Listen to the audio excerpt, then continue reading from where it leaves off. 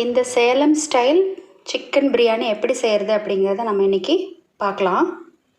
நீங்களும் இது மாதிரி ஃப்ரை சிக்கன் கறி எல்லாம் நீங்கள் ட்ரை பண்ணணும்னு நினச்சிங்கன்னா இந்த வீடியோவோட டிஸ்கிரிப்ஷனை போய் பார்த்தீங்கன்னா அதில் லிங்க் இருக்கும். அதை கிளிக் பண்ணிங்கன்னா இதே மாதிரி நீங்களும் செஞ்சு பார்க்கலாம்.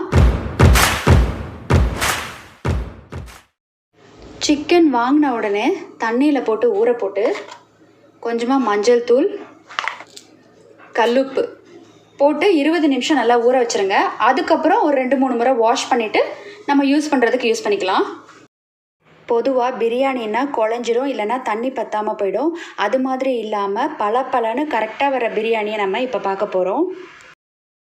இது 1 டம்ளர் அரிசி 180 ml, நீங்கள் 200 ml கூட எடுத்துக்கலாம். அதே டம்ளரில் எண்ணெய் 1/4 பங்குக்கு கொஞ்சம் கம்மியாக எடுத்துக்கணும். நெய்யும் எண்ணெயும் சேர்த்து எடுத்துருக்கேன். 1 டம்ளர் அரிசிக்கு 1 டீஸ்பூன் சோம்பு, 4 கிராம்பு, மீடியம் சைஸ் பட்டை 2 பிரியாணி இலை, கடல் பாசி கொஞ்சமாக, அன்னாச்சிப்பூ 2, மராட்டி மொக்கு 2 ஏலக்காய் போடும்போது இந்த மாதிரி ஓப்பன் பண்ணிவிட்டு போட்டுக்கோங்க. இதெல்லாம் எண்ணெயில் சேர்க்க வேண்டிய ஐட்டம்ஸு. நான் எல்லாம் 1 கிளாஸுக்கு காமிச்சிருக்கேன். உங்களுக்கு 2-3 கிளாஸுன்னா நீங்கள் எல்லாத்தையும் அதிகப்படுத்தி சேர்த்துக்கணும். இது கூட பார்த்திங்கன்னா கொஞ்சமாக கருவேப்பிலை, பெரிய வெங்காயம் தின் ஸ்லைஸ் பண்ணினது 1, பச்சை மிளகா காரம் ஜாஸ்தி இருக்குது அதனால் 2 எடுத்திருக்கேன். நீங்கள் கம்மியாக இருந்ததுன்னா 4 எடுத்துக்கலாம். 1 கிளாஸுக்கு 4 பச்சை மிளகா கணக்கு. அது கூடவே பொடியாக கட் பண்ண கொத்தமல்லி இலை, புதினா இருந்தால் சேர்த்துக்கோங்க. என்கிட்ட இப்போ இல்லாமல் சமைச்சா கூட நமக்கு டேஸ்ட்டாக தான் கிடைக்கும்.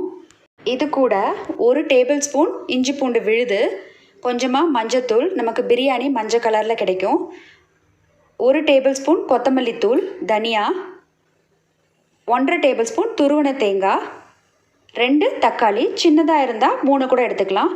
இந்த இஞ்சி பூண்டு விழுது நம்ம அப்படியே எண்ணெயில் சேர்த்துக்கலாம். அது இல்லாதவங்க 2 இன்ச்சு இஞ்சி, 15 பல்லு பூண்டு அதையும் சேர்த்து மிக்சியில் தண்ணி விட்டு பேஸ்ட் மாதிரி நல்லா அரைச்சி எடுத்துக்கோங்க.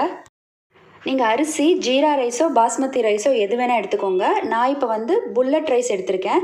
தண்ணி 1க்கு 2.25 ஊற வைக்காமல் தான் நம்ம யூஸ் பண்ண போகிறோம்.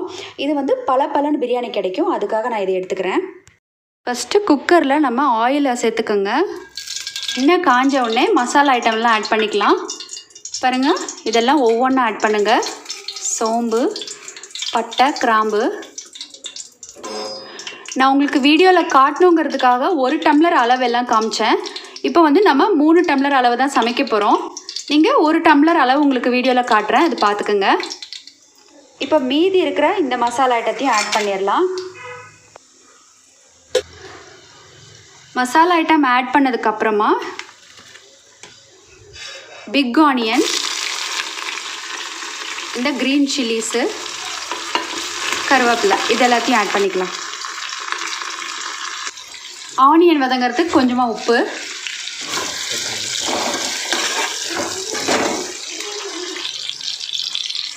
அரைக்கும்போது நம்ம இஞ்சி பூண்டு ஒன்று சேர்த்து அரைச்சிக்கலாம், இல்லைன்னா இந்த மாதிரி தனியாக கூட ஆட் பண்ணிக்கலாம். இது கூட எடுத்து வச்சுருக்க சிக்கன் ஆட் பண்ணிக்கோங்க. கொஞ்ச நேரம் நமக்கு சிக்கன் நல்லா வதங்கணும். மஞ்சள் தூள் கொஞ்சமாக, 1 டம்ளர் தண்ணி ஆட் பண்ணிவிட்டு குக்கர் கவர் பண்ணிவிடுங்க. உடனே 2 விசில் விட்டு நம்ம ஃபஸ்ட்டு சிக்கனை நல்லா குக் பண்ணிடலாம். இப்போ 2 விசில் போனதுக்கப்புறம் நம்ம ஓப்பன் பண்ணி பார்த்தா சிக்கன் நமக்கு நல்லா குக் ஆகிருக்கு. இதில் நம்ம ஊற்றின தண்ணி கொஞ்சம் இருக்கும். இந்த தண்ணியும் டம்ளரில் நம்ம அளவாக எடுத்துக்கணும். அப்போ தான் பிரியாணி பலன்னு கிடைக்கும். இப்போது சிக்கனில் இருந்த தண்ணியெல்லாம் எடுத்துட்டோம். நம்ம அரிசி ஆட் பண்ணிக்கலாம்.